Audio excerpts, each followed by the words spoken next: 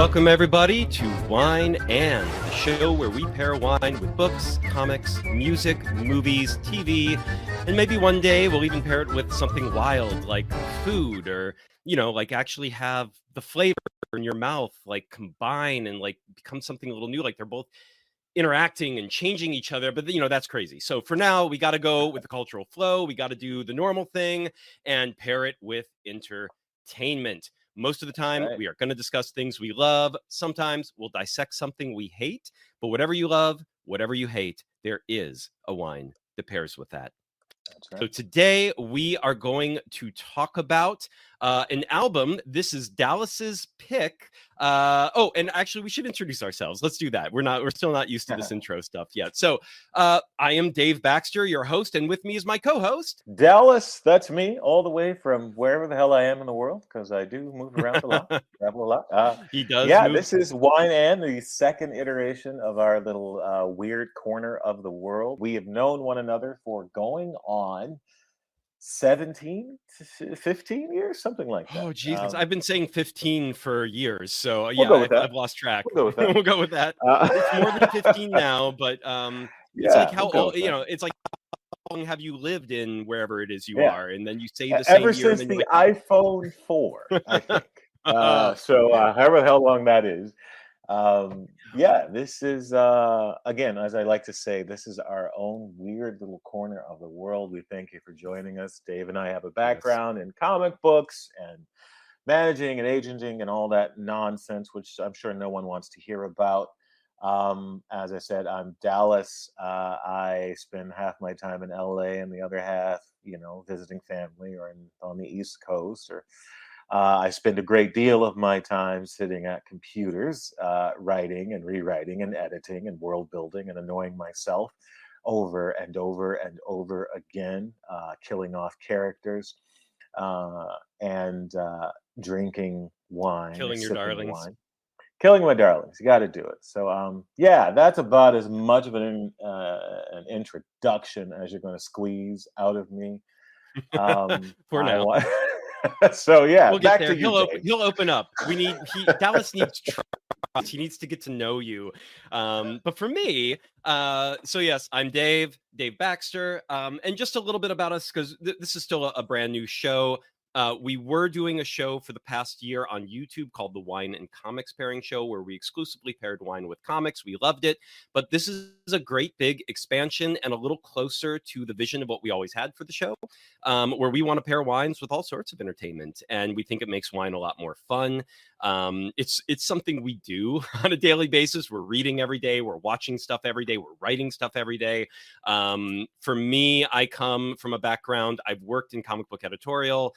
I've been in the entertainment industry for 15-ish years. Again, I've kind of lost track. I feel like I've been saying that for way too long, and it's actually been more than 15 years now. But 15-ish, we'll say that, so I don't have to do the math. I worked at Nielsen, the ratings company. I've been creative executive at a small production company. I worked for Sundance for many, many years.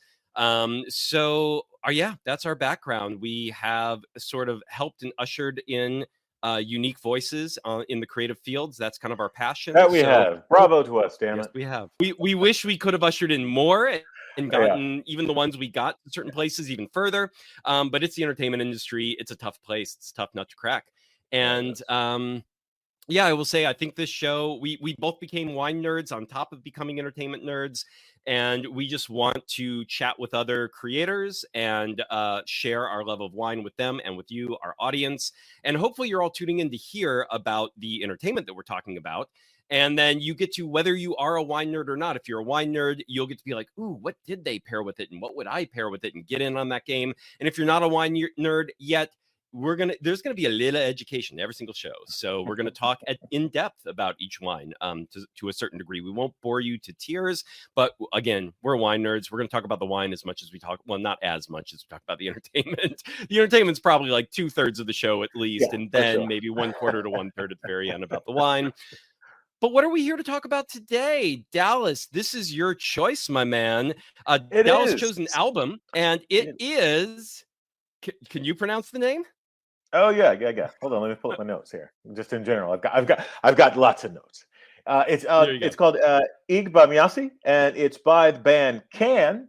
And this is a 1971 release. Technically, their fourth album, I think. It's generally classified as either experimental krautrock, synth pop, funk. Krautrock. Every time Love it. someone attempts to describe it, the sort of brackets for the definition change.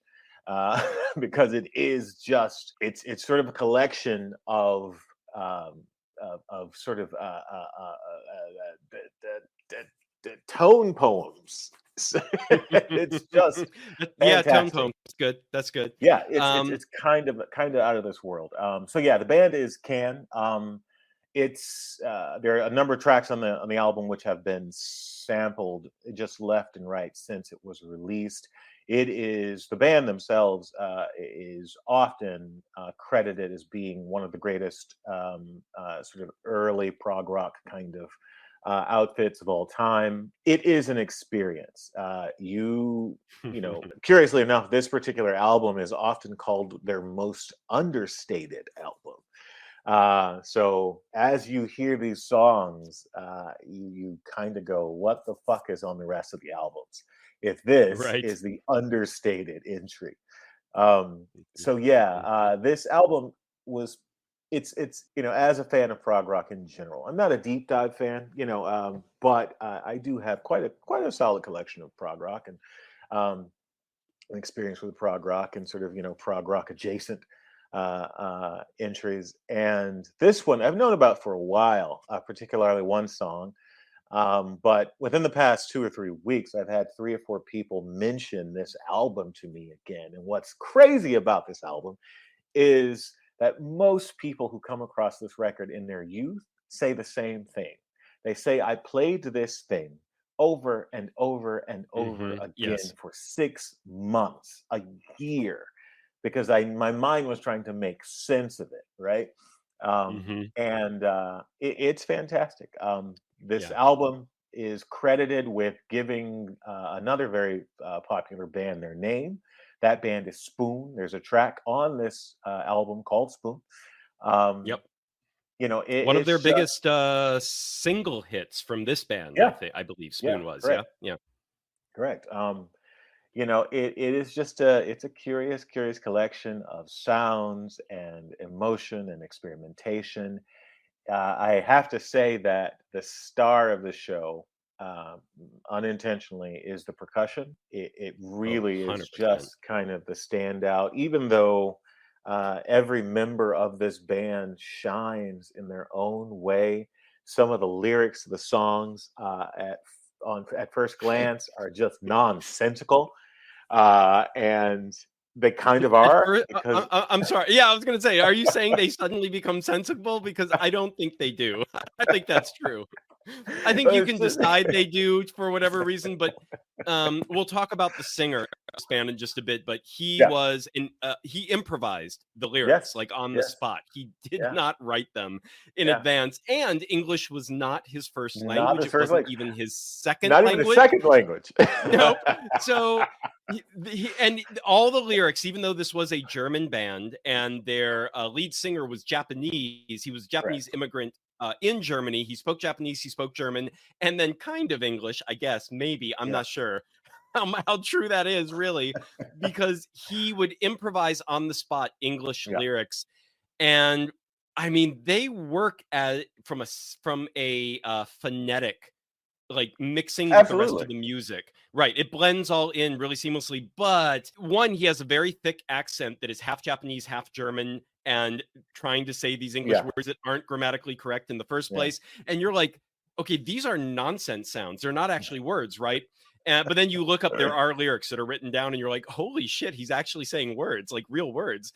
But Yeah. then you see how he strings the words together. And yeah, tone poem is a good idea, but they are not strung together. They're strung together in evocative ways in certain ways, certainly by the sound and how it Oh matches yeah. the music. Oh yeah. But do they make sense as sentences, as phrases? No. Right. The poetry is not going to be your traditional pop poetry. That is a fact, with the exception of, and I think it's their most radio friendly song by far. Which one was it? It is Vitamin C. "I'm So Green," number 6 Oh, on the record. no, that was their most radio friendly song. Yeah, but because think about it. It's one of the shortest, right? Uh It huh. actually has a very sort of repetitive, Yeah. almost earwormy kind of Uh, drum beat, and the lyrics make the most sense out of any of the lyrics in the entire record. So, in terms of their sort of pop kind of acuity, I suppose it's probably the most radio friendly of all their songs. And Interesting. I most people suspect that's because there was a much longer kind of 9-minute song, which they're known for, that they kind of just right. truncated, and it didn't get the chance to go completely off the rails. Or no, not off the rails, but off the rails. I mean, the only thing I'll say about that, and we'll go track by track here in just a moment, but there are two equally as short songs that are just so much more interesting and poppy and catchy. Whereas "I'm So Green," I'm sorry, it's not catchy, man. It's Oh just yeah, like it's. I it's will say, lyrically, it's definitely the most sensible, and because of that, probably the eh, most ready for pop okay. Okay, fair stations. enough, fair But enough. So, Dallas, what yeah, is your experience before preparing for this podcast? What was your experience with this band and this album? yeah. So I knew the song "Vitamin C." Um, Okay. Vitamin C has been used a number of times. I think it's been used for the intro to a few anime, the intro to some German series. I think Spoon itself was actually the intro. That's initially it was used as the intro song to some famous German television series. But I knew it because of Vitamin C. The song "Vitamin C" is the kind of thing I find myself listening to when I need some sort of, cosmic inspiration, for lack of a better term, since I like to make up terms because I'm a writer and that's what I get to do. Right. Screw you all. And it's just to me, it's a really catchy song. It's kind of in that I tend to like songs that require the brain to tune in, You're right. which is one of the reasons I'm not a huge fan of uh, pop music, because it doesn't require any engagement. Uh, and with Can, particularly that song "Vitamin C," it kind of straddles the line. Yeah. It's not poppy, but it is definitely less experimental than a lot of the other stuff, and it has Right. a lyricism that Hmm. is kind of buoyant. So I knew that song, and as I said, I've known of the band for quite a while, and more interestingly, I knew the image, the cover art, which is a can of basically okra, and they got this from one of the Turkish restaurants that they'd frequented, um, Right. and and I think the translation for okra is bin is Bamyasi. bin yeah, Yep. right, Bamyasi, So, yeah, um, Iji Bamyasi means yeah, Aegean okra. Aegean okra, Um, right, and that same Turkish dialect that is from, can comes from that as well. And can mm, means life in that same right, dialect. very interesting. Yeah, I like that. Yep. So yeah, that was my background with this. Now, what about you? Did you have any background, any connection to this at all? This is going to be real fast. Nope. I figured So not. I've never, I have literally never heard of the band Yeah, before. I never heard of this album. Um, it's interesting because and prog rock is my favorite genre of any kind of music, period. Like prog rock, I'm more of a prog head than any other genre specifically, even though you could label this as prog rock, and I certainly wouldn't fight the labeling of it as prog rock. I do think it is not quite. I do think yeah, it is its own thing. yes, I think for sure. it dips a toe into what became prog rock in the 70s. And there prog rock existed in the late 60s by the time this album Oh had yeah, come out. But prog rock was always generally more orchestrated.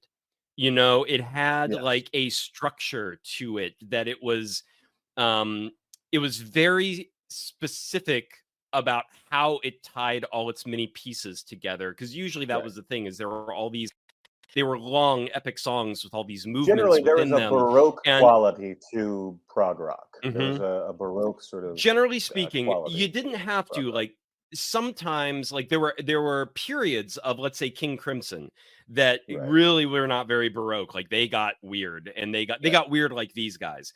But even then, they were very musically, like, they wouldn't lose the structure too much. Like, they still were pretty tightly, like, when they released a recorded track, they were like, this track, we have worked on this track. We have figured this track out. And one of the songs we're going to talk about today, and one of the things we're going to talk about with this album, or actually, let's start there, because now, you know, I had no experience with this album whatsoever. So one thing, when I looked into this album was recorded. So this was the second album that they recorded with their current singer. Let me get his name actually real quick. Their Japanese German singer who they discovered, who was busking on the streets of Germany. And that's where they found him and sort of brought him in, because they had just lost their first singer who had walked away from the band, who had done the first 2 albums, I believe. And then for the next 3 albums, and these 3 were kind of the ones, like, these define them more than any others. And they had found, if I'm pronouncing this correctly, Damo, D-A-M-O, Damo Suzuki, right? Damo, you think? Damo? Arigato, Miss Domo Damo, so just Domo, but mix it with Damo. Sorry, Domo Arigato. Damo Suzuki. And Damo Suzuki they brought him in, and they did one album. It was like a double album, was their first one together. That was the beginning of, like, their big explosion. Then this was their second one. They had gotten a theater rented out or that they had secured to record at. And this was the first time they weren't really pressured for time too much to record the album. And actually, I think the theater was a church beforehand. It was a church? Okay, maybe it was a converted church. Chapel, I think.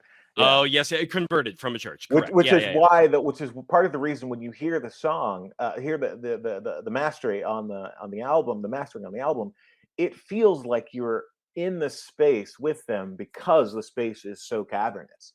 So that's also a quality I think people have been responding to, is that you do feel like you're in the room with this production.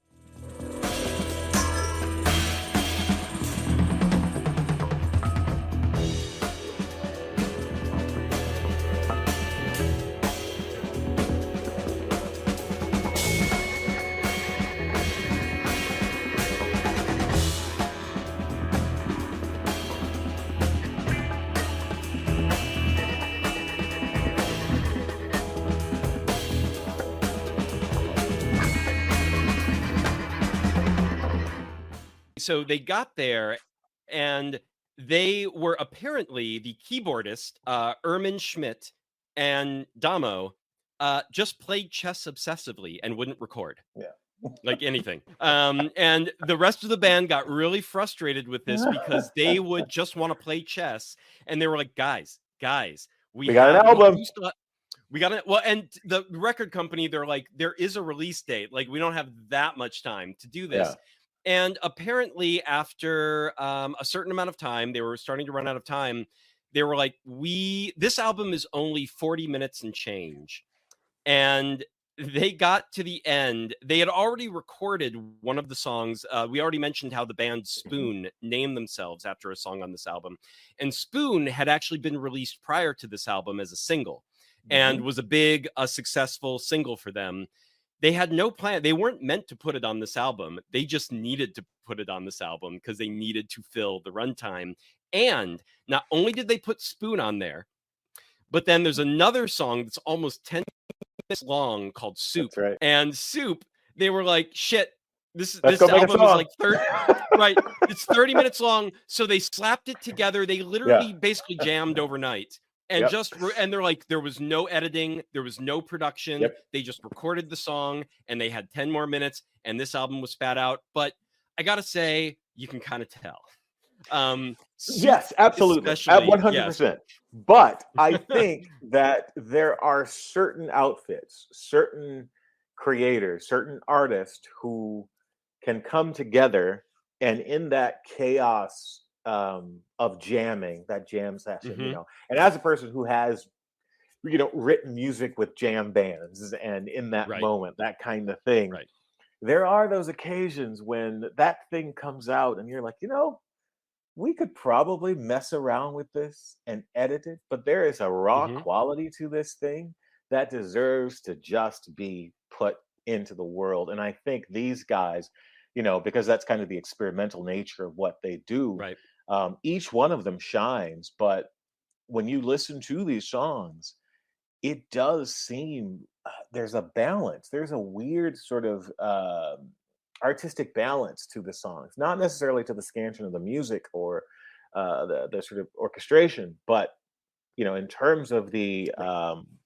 those sort of disparate elements of the band coming together. It's there's a weird cohesion, and I think part of the secret sauce of this band is that chaos. But you can see the structural differences between some of the songs, like some of the songs that got some TLC Mhm. and has structure, and then the songs where they're like, ooh, they could care less to Hits in, say. just hits in. Yeah. Hits in, right.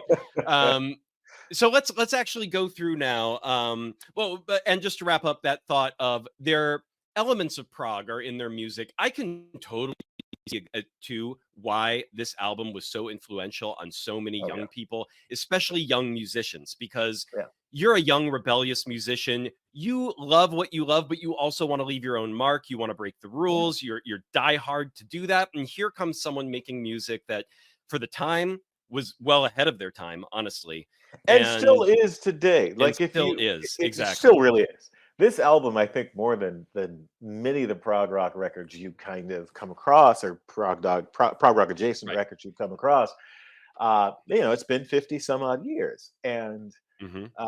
what was interesting and daring and innovative They feel of it. then, They feel of their time now, and they're this of does their not. time, but this does This not. And I think right. it owes it Right. to that experimental nature. And Right. um, The only thing that feels of its time is the production values because of the type of recording and the sound of it. And you're like, yeah, ooh, I can kind of place this in the late 60s, early 70s yeah, because it sound like the sound of the record, not the music, but just the yeah. sound of the recording sounds like from that time. But outside of that, it's this is experimental for the 80s, for the 90s, for the For the 90s. 00s. Like For this would now, be it would if batshit someone weird, right? if This someone would be released batshit this now now, anytime. Yes. yeah, they'd be like, "What the fuck are the influences here?" Actually, this is good. This is a good moment. Let's go song by song here.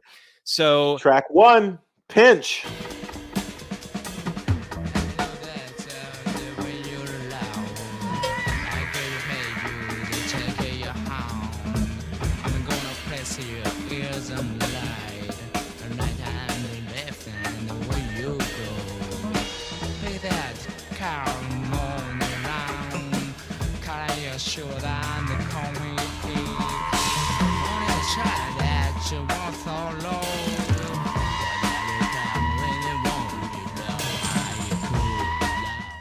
So you, Dallas, you had heard Vitamin C before. Had you ever listened to this full album before No, deciding no, to? no, no. No. I'd never listened to the full album before deciding to do it for this Perfect. episode. Um, So when you so just listen, to the real quick first to time run you through listened to this, some of the lyrics here. He's going to take you when you're alone, and going to pay you to take you home. He's going to press your ears to the light, and then I'm laughing at the way you go. Hey, that cow a moaning alone. Kind of sure that I'm going to call you bleat. Why don't you try to laugh along? I'm going to know when you call me blow. Come on, bro. What? yep. Come on, bro. Indeed, Come on, bro. indeed. What? But Now, it's masterful. It's masterful. question. The very Yeah. first time you listen to this track, because it's a track that owns the album, it's also a long one. It's almost 10 It minutes is. long. It's one of the two 10-minute long songs on this album. This is the one they did take some time with and actually structured a little bit, Yeah. or as far as we know, they took some time with. It's not the second one we'll get to in a bit. Yeah. The one that they just jammed real fast and recorded it, and they're like, we have a 40-minute album. Right. Awesome. Send it to the record company. But this one they took some time with. What were your thoughts the very first time you were listening to this? Let's say you're a couple minutes in. What were you thinking? What were you feeling? There are two things happening, right? Because of the length of their songs and because of their sort of jam band kind of groove, kind of experimental nature, their songs can kind of ebb and flow through a different genre, different mood, different vibes. And I think a lot of that has to do with who's leading the moment in the course of the song. Because when you're jamming with a band, sometimes you're letting the drummer lead, sometimes you're letting the bassist lead, sometimes you're letting the singer lead. And if you've got a 9 or 10 minute song, that's probably going to move around and they're probably going to volley that a bit. So with Pinch, the first thing that came to mind was discordant. There is this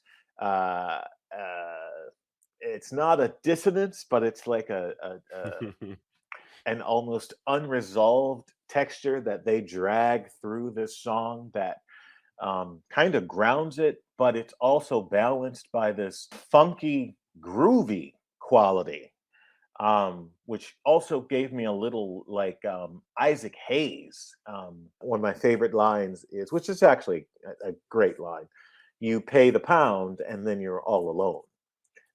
I assume is a reference to the pound of flesh, or it's a UK pound, or it's an English pound. They're again, the lyrics are up for interpretation, which is another reason I think the poetry of this resonates with people. This sort of free-formed kind of, not only is it free-formed lyricism, it's free-form to a certain degree musicality. And like you said, as anyone who's searching for themselves, some wayward teen or some teen who's going through, the teen nonsense or the youth nonsense, when something requires you to kind of think about it, you're injecting yourself into the thing and you become part of the thing.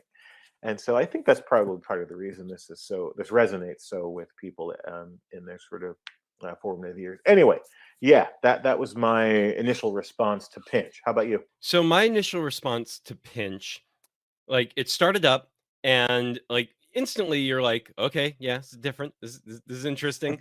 And I took a look at the runtime of the song and I'm like, okay, cool. I love long songs. I love them to like all my heart. I'm a prog guy. That's one of the things is like their genre normally, and I can see why people try to label these guys as prog, because it's like, what if their genre does this often? And like not many. But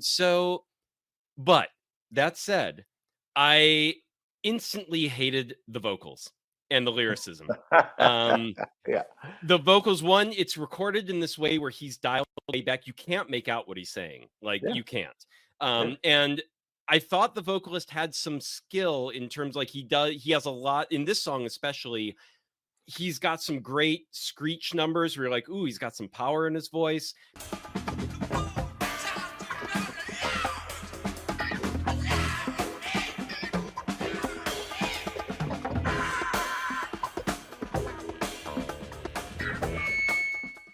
He's got some times when he's really dialed way back, but they've mixed him in a way where he's so far in the background that it just comes across as like this muttering and mumbling throughout the whole song. And I was like, I could tell I would have loved this as an instrumental piece, but the vocals were really making it hard, man. I could not get past the vocals. There is a case to be made that the vocal is used as another instrument in the background. No. I think that should.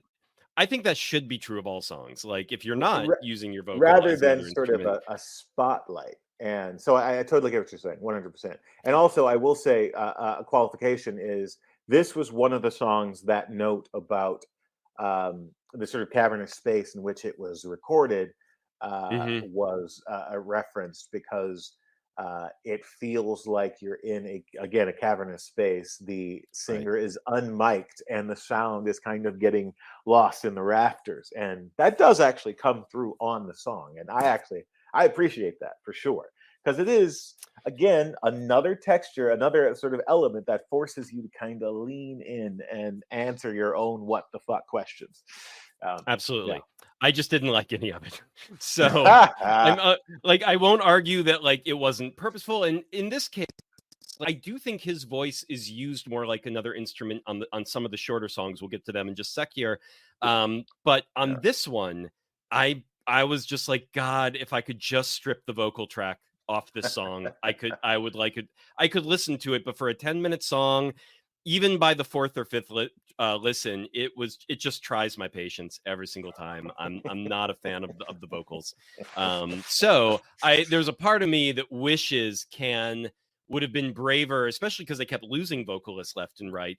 I'm just like, go without one. Just do an album without a vocalist, and they never did, and that's a shame because I feel like they could have been an amazing instrumental band, and they just could never quite. Oh, there's not even an instrumental track on this album, which kind of surprised me, especially as they're borderline prog. I'm like, really? You're not? But you know that was a big part of what they were trying to do. I am not gonna I recognize that, and it is unique, but definitely that first track, oof, not for me. All right. So okay. All right. So onboarding to this album was a little shaky. All right. What about track 2? What was your response to track 2? So track 2 is the proggiest of them all, I thought, in terms of the Baroque quality that you normally associate with prog, where this one has this Renaissance-y, it has this tune and this light, airy, dreamlike quality to it that feels even the way it begins with the water feature, right? With the extended water feature. Yes, I was like, ooh, it's almost like you're creating this atmosphere that is very story-like, narrative atmosphere, and this, you know, ethereal quality that was so present in 70s prog throughout. Like, there's a Genesis song called Entangled, which feels so much like this song. It's not even funny.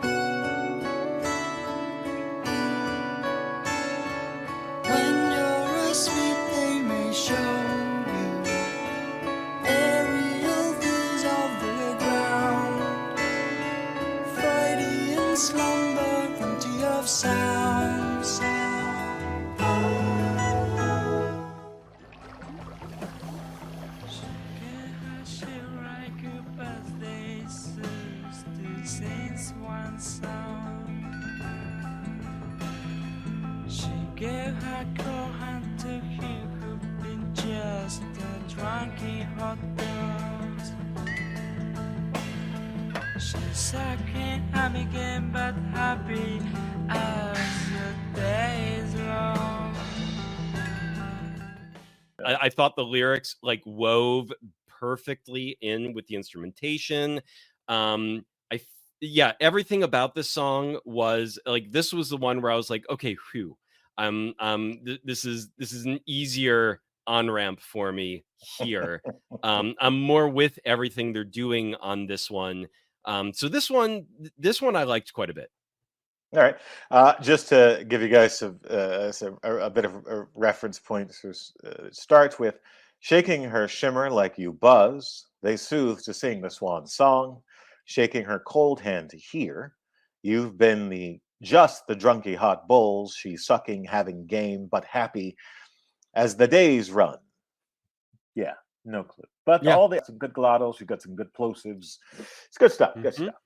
Yep. All right. And even 3. The title, Sing Swan Song, you would think that Sing Swan, that's almost a real phrase that you could say, like you're singing the swan song, like sing swan song. Go, give it to me. But then you look at how he fits it into the lyrics, and it still doesn't make any sense. Right. All right. So I swear to God, I hope any of them will ever watch this. All right. All right. So track number 3, One More Night, which no, not the Phil Collins song. But this is nice. well before that. But One More Night, Dallas, your first reaction to One More Night. I think this is definitely the most sort of tone poemish kind of symphonic poem number on the album. It's kind of a short story. It's a painting, you know, it's a landscape. It feels a little more sort of atmospheric, I suppose, to my ear at least. One more Saturday night, one more gray shoot, one more happy to love, one more Saturday night, one more thinking you should, one more thinking you're right, one more thinking you love.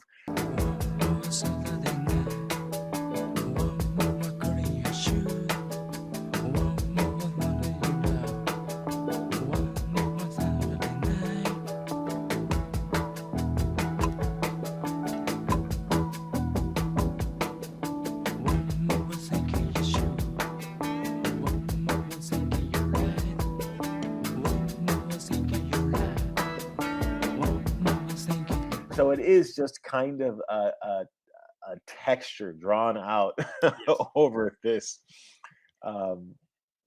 this track. Not my favorite, Yeah. again, and I'm Yeah. not a guy looking for favorites, but Mhm. if I had to, that's generally kind of how we respond to albums and music, Right. and while I do appreciate it, and I would love to get some context of what the fuck Hugh had on his mind when they were Mhm. recording this. One more suck at your life, one more suck at your life, one more suck at your feet, one more suck at your eyes, one more suck at your shed, one more Saturday I night. I think I might be able to figure out what was on his I mind. don't know. See, I don't think it's that. I don't think it's that. But all right, maybe I'm overthinking.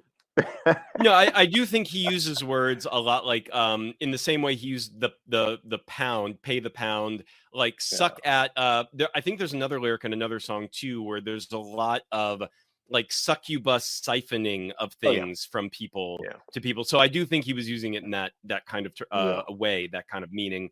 But yeah, this one for me, I liked it a lot the first time I listened to it. Yeah. It is simple. It's It's very refreshing. like It's simple. it's refreshing. It's repetitive. It's simple. At one point, I was like, "Ooh, I might even like this better than Sing Swan's song," but no. On repeat listens, it became more and more forgettable every Yeah. single time. So Yeah. it is forgettable, but it's nice. We can just call it Yeah. nice. All All right. right, What about vitamin number 4? C. Vitamin The C. vitamin What'd you C think? is the Outside of Spoon, which was a single hit before this Right. album, so it was already a hit. Vitamin C was the radio hit from this song, I believe, Yeah. in terms of, and I can see that 100%. This is the catchiest of all the songs. Yeah. It It is. is, it's got a riff, and this is where I think you were mentioning earlier about this song that it's like it's got a rhythm, it's got a what do they call it? It's got a not a riff. It's got a Uh, what was I the saying? earwormy quality. There's a word for that. Yes. I'm trying to Yes. yeah. But we'll call it the earworm Yeah.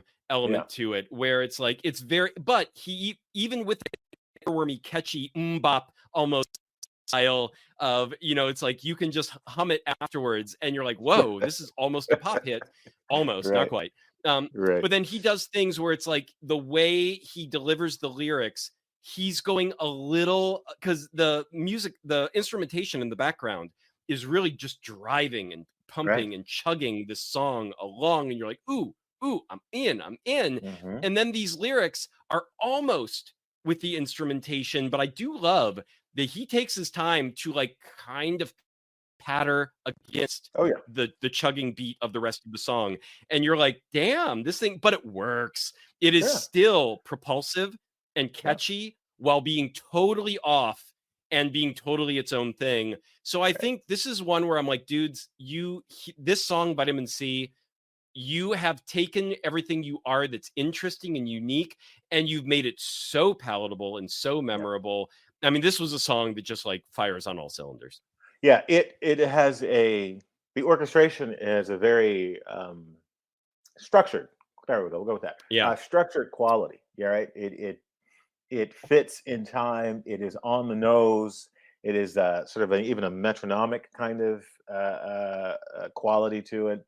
While Hmm. his sort of presentation as the vocalist and with the lyricism is sort of a ribbon floating over that, cutting through that time, but not in a way that sort of there isn't any dissonance, but it's that near dissonance. It's like Right. his voice and the lyrics, they 90% of it is right on, but that 10% is like this sort of flair. It's a flair. That's what it is. It's flair and it's accent. It's flair. It's flair, and there's a thing they call in drumming playing out of pocket, which is where you're stretching like you're breaking the proper rhythm. You can go so far out of pocket and it's still like the audience even recognizes, or like, oh, what was that? That was off, but it doesn't break the rhythm. Like it doesn't feel, you didn't take it so far, because you can go too far. It simply opens up the moment. Thing falls apart. It just opens up the moment. And so usually with that, when you're out of pocket, you kind of resolve, eventually, and that's the moment when the audience usually applauds. They're like, you took us out, and now you've brought us back into this moment, into this beat, into this rhythm, into this thing. And I think what he does with his lyrics is kind of like a ribbon over that kind of metronomic, kind of percussive kind of structure. And it, like you said, they complement one another really well.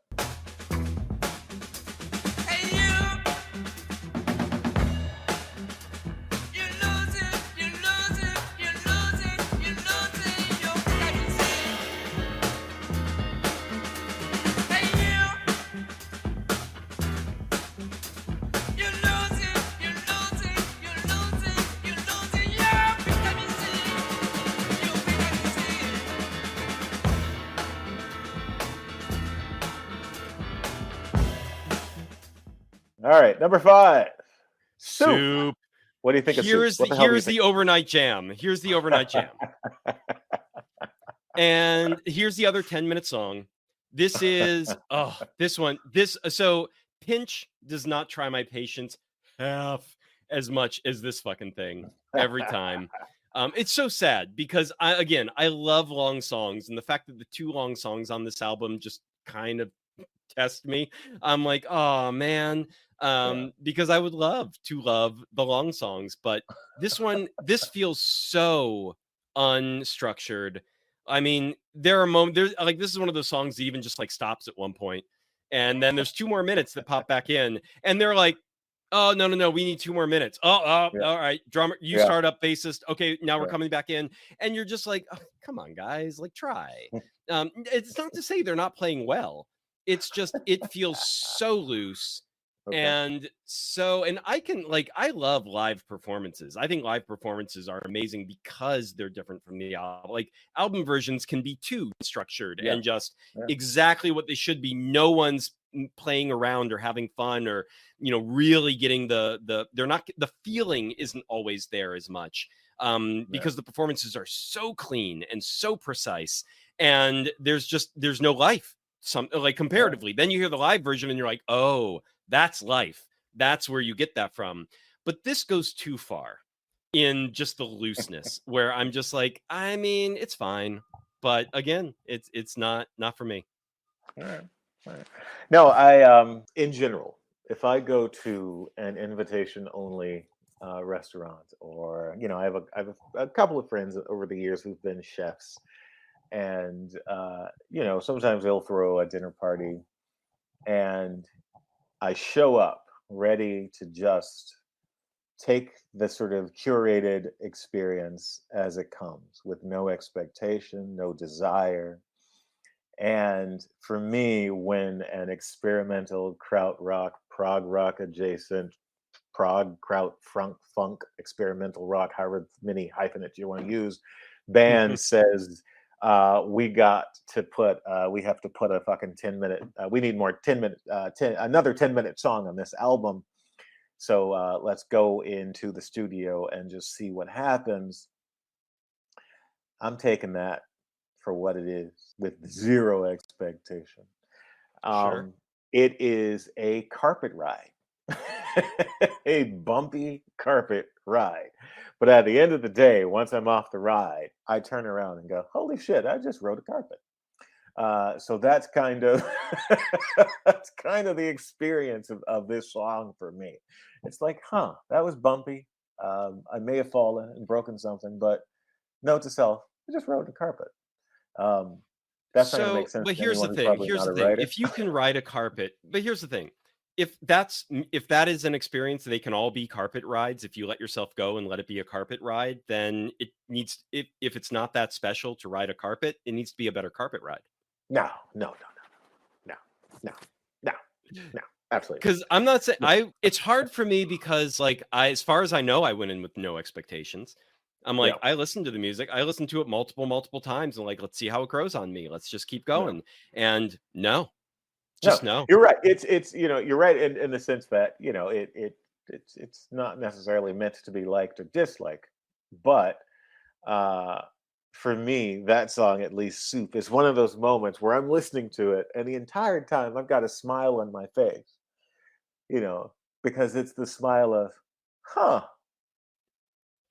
oh, that's a thing. Yeah, So and I think that I may there isn't necessarily any kind of enjoyment or dissatisfaction. There's kind of just a neutral, almost an ambivalent, I suppose. Ambivalence. I'm kind of ambivalent to that song. That's okay. probably the best way to describe it.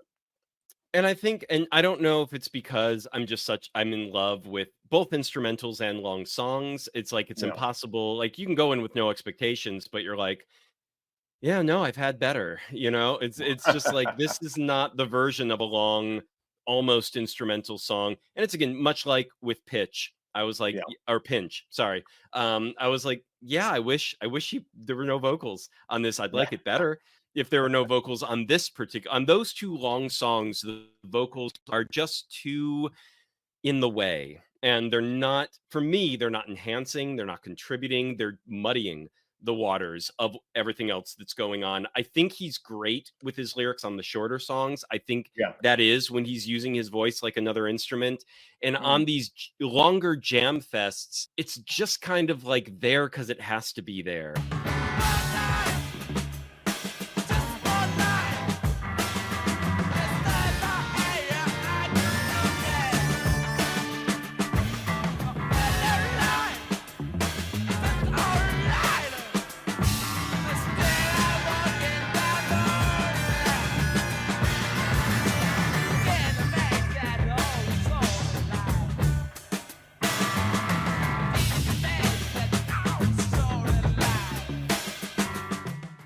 Um, You're right. There's a thing with the two longer songs. When I was listening to them, it's like I wanted them to start. How to say this?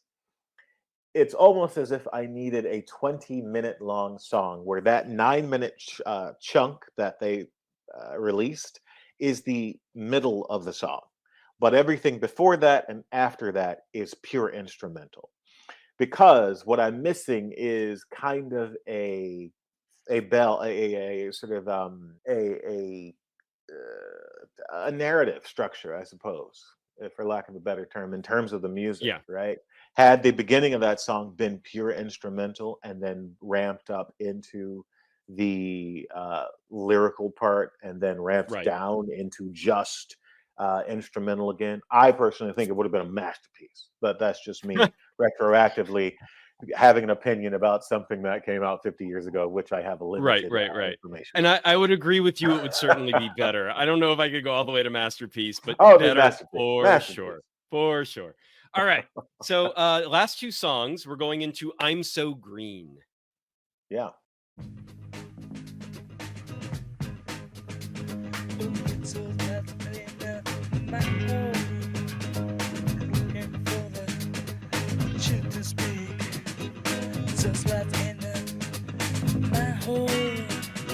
Smiling face like those lights becoming pneumatic. Those lights making whole. Those lights making all my head. Those lights in my head.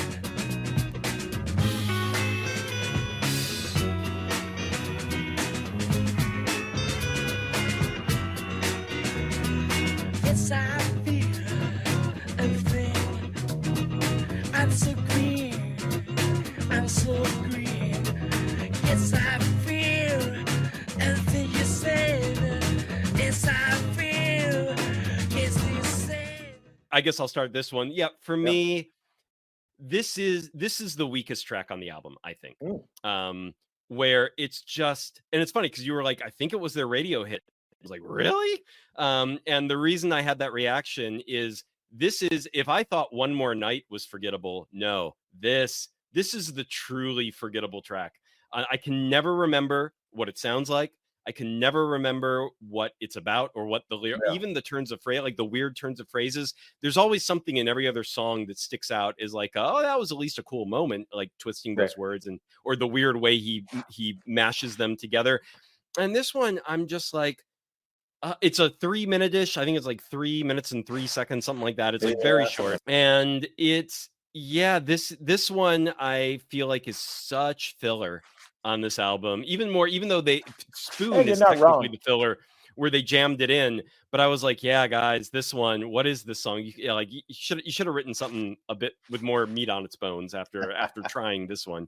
But how about you? What's your take on this? Yeah, I think this was definitely the most lyrically cohesive song. This more than any of the other songs, there are chunks of this where lyrically it seemed like he may have come in with a pen and a piece of paper and jotted down some ideas at least. Right. But overall, the song, I think it feels like this could have been a solid pop hit with a little more time and attention. And I think maybe they wrote it as sort of their pop hit. Maybe it's just, as I said, there's some lore saying that the song originally was like 9 minutes long. It was just truncated for whatever reason. Oh, and this was the best bit. That's right. So, I mean, that's interesting. I can see that only because I feel like they picked the wrong part of that longer 9-minute song. Maybe if this is what they were left with, but I would have gotten rid of Soup and made this the 9-minute song, maybe if that. But I haven't heard it, so I guess I can't say that for sure. Yeah, I see that. I see that. Spoon. What are your thoughts on Spoon? I actually want to hear yours first on this one. Oh, I love Spoon. Spoon is great. Yeah. Spoon is, just from the very opening, that funky little beat that they start it with.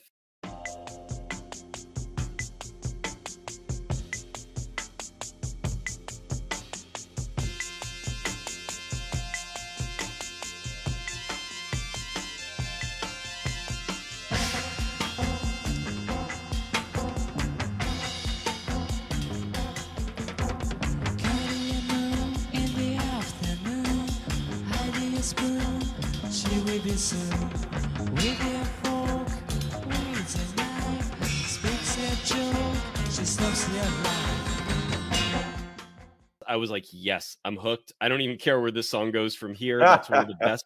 That's one of the best openings of any of these songs. True. That is, I think, the strongest opening outside of the song with the water feature. Yeah. Yes. So you're just like, dude, yeah, I'm listening to this. Like the moment that little funky bassline like opening. I don't even think it's the bass. I think it's the guitar. Maybe it's the keyboard actually. It's fantastic. It is, and it doesn't overstay its welcome. It's also like a 3-minute-ish song. I can see why this was a hit single that they released as a single, because it's strong.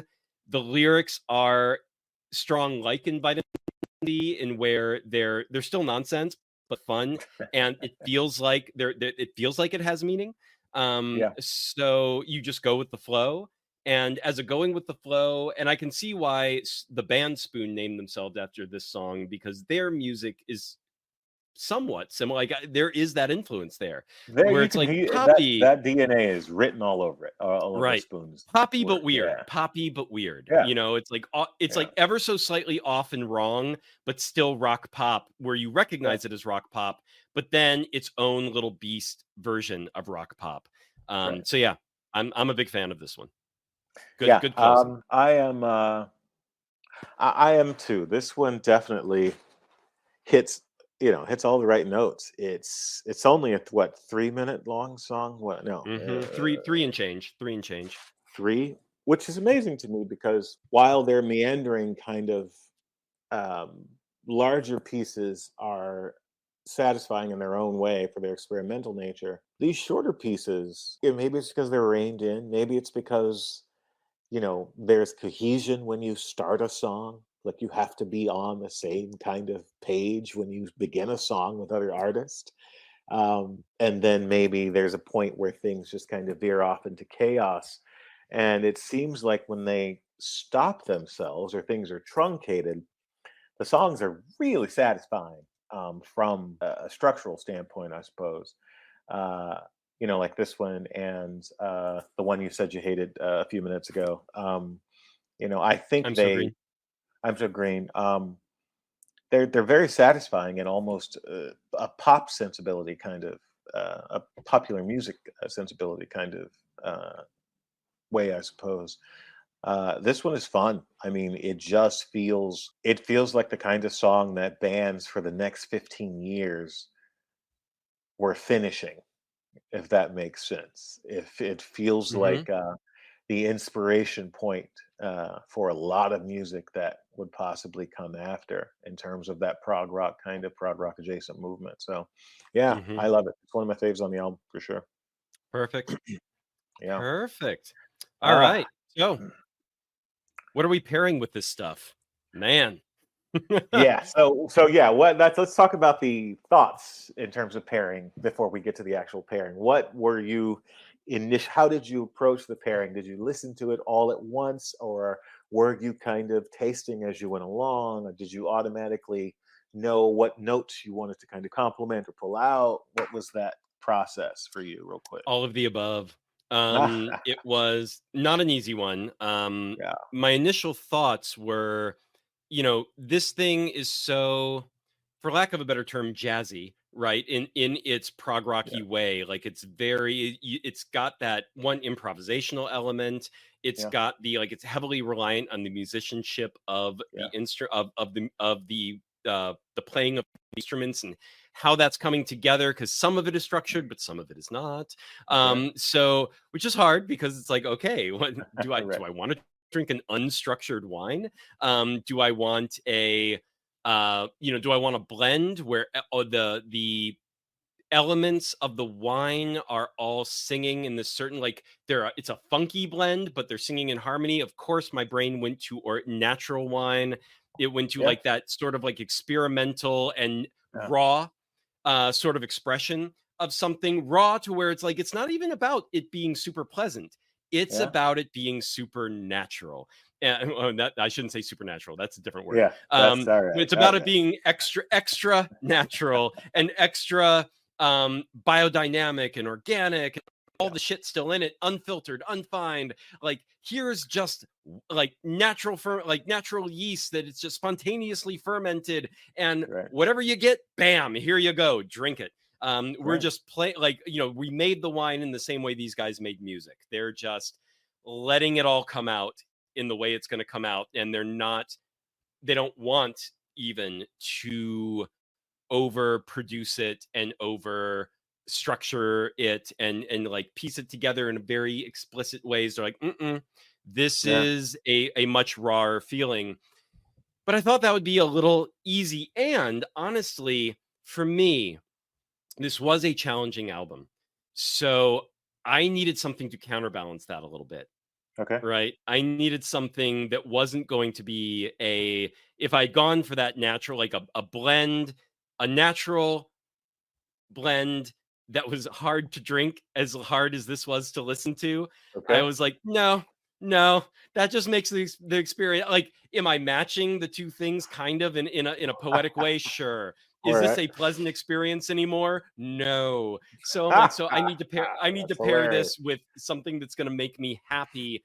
And I went with a wine that was very linear because Okay. of that. I really needed something that was straightforward. It was expressing something lean and direct, and something that it could be challenging for some wine drinkers, but a lot of wine drinkers, myself included, not challenging at all. This is Yeah. just pleasant. I was definitely did not, it wasn't poppy and bubblegum, so I did not want fruity, fruit Okay. forward and an explosion of jamminess and sweetness. I was like, nope, it's not that either. So it's got to Okay. be lean in a different way. Um, So those were my thoughts. So before I reveal mine, like what were you thinking on this? So anything in the sort of, my phrase of the evening. All right, from now on we're going to do phrase of the evening captions at the end of an episode. Prog rock adjacent music for me. When I listen to prog rock albums, and again for me, that sort of class of music is meant to be listened from first track to last track as a whole body of work. That's generally how I experience it. And there are certain things that come out, right? You get dissonance. You often get dissonance that is resolved at some point, right? You get that Baroque kind of orchestration where things become very broad and big, and then that's juxtaposed against the kind of intimacy of certain points in the film, in the music. And the same thing here. It's just much more in the moment, organic, experimental, as far as I'm aware. Again, these guys truly, they could be playing a masterful joke on the ages, and every note, every word could be, well honed and well tuned and finely crafted. And, but I don't think that's the case. And I knew, because it was so stark. It's stark, but it's also aggressive, and it's meandering. But it's also a journey you're going to arrive back safely on from. Like, so I was just willing to kind of just throw myself into the water, right? I wanted to pair it with something that mimicked that experience, that mirrored that experience, that felt like that experience in the glass. So yeah, I'll just go into the pair. So it definitely wasn't going to be a red, a proper deep, like you said, jammy red. That just wasn't happening for me. Because there's nothing bloody about it. There's nothing necessarily unctuous about it. There's Even nothing. though there's lots of jamming going on. Sorry. Nice. Um, it luxuriates. The album luxuriates in itself. They are clearly luxuriating in their own thing. 100%. Yeah. Yeah, and it sits almost like its own island. This album and this band feels like their own island. And so I decided I would look for something outside the realm of sort of normal. So I knew it wasn't going to be red, a proper red. I knew it wasn't just going to be a delicate, minerally kind of white. I knew the dominant kind of florals weren't going to go with this fucking album, this experience. I wanted something that was challenging, that was all over the place, that was grown in its own little vacuum. And I decided to look for wines that were native to islands. And there's a group of islands, I'm sure everyone knows, in North Africa, the Canary Islands, which is Spain claims ownership over Canary Islands, but it is a volcanic landscape, and it is very dry and arid and craggy, and it has a very specific grape that grows there, and it is sort of it's often confused with the Listan Prieto grape, which is an American grape used in sacramental wines. The mission grape is Listan, The mission isn't grape, that? exactly. Yeah. Exactly. This particular grape and vintage wine, there's a guy named Ignacio Valdera, farm named after Ignacio Valdera. It is organically processed. It is sustainable. They have these great images of the vineyard from a bird's eye, and it's again a volcanic landscape, so it's very dry. But it's just beautiful because it looks like a graphite etching of a vineyard. So in this wine, you get fragrances of strawberries and dried apricots. There is a really acute mineral note owing to the rocky terrain, the terroir, and you get some florals, you get some, some of the aroma, the blooms, but it's very nervy in terms of texture, meaning that it agitates you. It agitates the palate a little bit, owing to the tannic Okay. structure. Um, but overall, it just kind of evolves into this treat. It's its own flippin' thing. So I went with this guy right here. There we go. The Bodega Los Bermejos Listan Negro Rosado, Lanzarote. And Rosado. it is seriously, you need to try this wine for sure. Yeah. You It know what? is, I have yet to have anything labeled specifically a Rosado that I haven't liked. I mean, I believe it's it. a Yeah, I've had plenty of rosés I haven't liked, but yeah, never a Rosado. There's yeah, something I don't even know that much about why one is classified one and why one is classified the other. I need to yeah. learn more about that. But it is honestly, and again, I'm not a rosé guy. I'm not generally a rosado guy, but the thing about the rosados, at least in my experience, is they do this one experiences more like a red wine, but because it isn't, everything Right. else is there. And Gotcha. it's like this album. It's like, oh, all The the shit's nervy there. the nervy texture you were talking about, that's Yeah, like a red wine, but then yeah, everything else comes yes, across gentler like proper yes. Rosado. Okay. And it just mirrors this. And again, that volcanic terrain and terroir, Yeah. it comes through. And yeah, that's the experience of this album for me. So that's what I'm pairing. That's awesome. That's awesome. And for those who don't know, we just mentioned this is the mission grape, which also generally you don't see wines made with the mission grape here in the States, but you get a dessert wine called Angelica Hmm. that is made with the mission grape, which is delicious. It It would is. not pair with this album. I would not No. recommend it. It's too good. It's Well, too sweet. But when I say good, I mean well, it's too. It could be something that if you were if you because you would caught, need yes, to nurse that. Yeah. if you caught me Maybe in a your second different, listen, if you were going to listen to the album a yes, second time, you already exactly, drank your Rosado, and then you're like, exactly, okay, where am I advancing to? Pour yourself one glass of Angelica because you're going to nurse that thing. It's expensive. yeah, There's no there's no right, cheap Angelica in this world. It takes too long to make. right, But it is maple. It is a complex layered maple syrup in a glass yeah. that is just one of the Which is best. also Oh, great over vanilla so ice good. cream. Holy shit! Yeah, Right. I bet I would. I just like it. I would never Oh, waste I do both. Angelica. I'm doing both. Like I'm sipping it on its own, and I'm luxuriating in it, but I'm also putting that bitch over some ice cream at some point. All right. Uh, All right. Well, what you got? so as I mentioned before, I needed something very linear, very straightforward, crisp, refreshing. I also could not go red Okay. because red is even your earthier, more savory reds out there. I could do that. I think it would work well, and especially certain Pinots out there. Yeah, Pinots I see with a that. little bit of body and depth, but still on the earthy side. It's not going too fruit forward. It's got good acidity in there, not too tannic, but it's got some. I think all of that could work really well, but I could not get away from whites on this one. I mean, my brain kept going back. If I wasn't going that natural wine route, which I did not want to, and I wasn't going to go even blends, I was like, I think I need a white blend.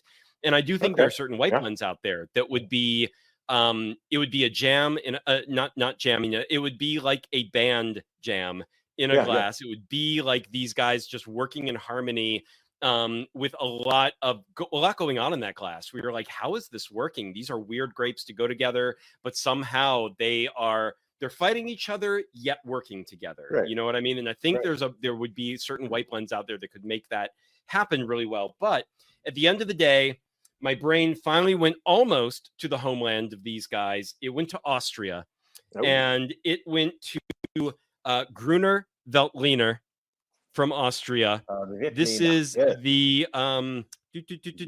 where's the word? There it is. Nibiru. It is a Gruner Veltliner from 2 very high-end vineyards in Austria. This is a 2021, and it is it's whole cluster, all whole cluster fermentation, which is going to give it all these extra notes as well. So it's not going to be too clean.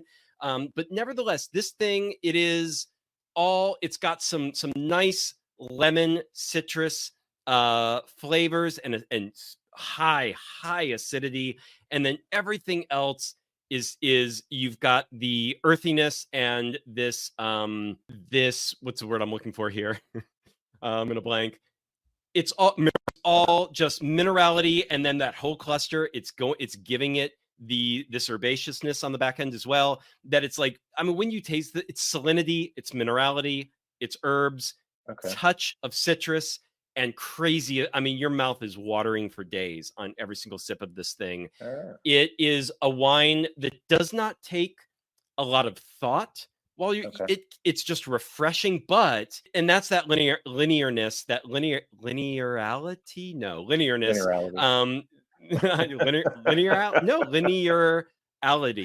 That's not a word. It's a word. Is it? Linearality? I'm a writer. It's a word. It's a word? All right. Linearality. Meaning it's a word if I put it in a script and the character says it. I was going to say, you're Damo Suzuki right now. You're like, it's a word if I say it. So the linearness and that minerality and salinity with that hint of fruit, it's so clean. And yet there's a lot going on in that glass, but it's just pleasant. I just drank it straight. And listening to this album with that, I was able to focus on the music while enjoying the wine to its fullest extent. They weren't battling for my attention between each other. And I think that's something that was required for me to enjoy a pairing with this work, is I needed something that wasn't going to fight me on that. And like I said, I'm sure there's a blend that could have been more complex that would have matched a lot of what was going on in that album in terms of the musicality and the feeling and the energy of that music. But I wanted simplicity. I wanted really high level quality simplicity, and this Gruner Veltliner, it's so clean and so linear. I love it to pieces. Yeah. I see it. All right. I'm gonna have to try that one. I don't think I've had that. Where'd you get it? I got it at a winery here in LA called the Pharmacie du Vin. I've mentioned it to you before. So it's out in Las Feliz here in LA, and they had it. They go through stuff. It's all imports, and they're a small place, so it's like they usually go through stock fairly quickly. But we do import this one. It's not the biggest Austria. I mean, it's Austria. It's not the biggest winery in the world, period. But Gruner is kind of one of the top white grapes in Austria. It might even beat Riesling in Austria. It does not in Germany, but I think Gruner might be more important in Austria. I'd have to look that up. But yeah, Austrian Gruner. If you're going to do a Gruner, do an Austrian Gruner. It's the place to go. Yeah, that's a fact. All right, good stuff. Guys. That's our first. The first today. The first today. So once again, folks, we are Wine, and please follow us on social media. We have an Instagram, we have a Substack, which is where you want to go for behind the scenes and other articles on wine and entertainment pairings. You can also become a paid Substack member, at which point you get the unexpurgated version of this podcast that will be wineand.substack.com. That has been the album Iji Bamyasi by the band Can. Look that up and look up the band. It is a crazy experience. If you've never experienced them before, it's a crazy experience. It's worth checking out. Thanks for listening to Wine And. We'll be back next week with another wine and entertainment pairing for your bump entertainment. If you like what you heard today and want to hear more, make sure to hit that follow button and subscribe. It helps the podcast grow. And leave a review, 5 stars, no less. You know you love us that much. On Apple iTunes or any other platform that allows reviews or scores. And we will see you next week. Bye-bye now.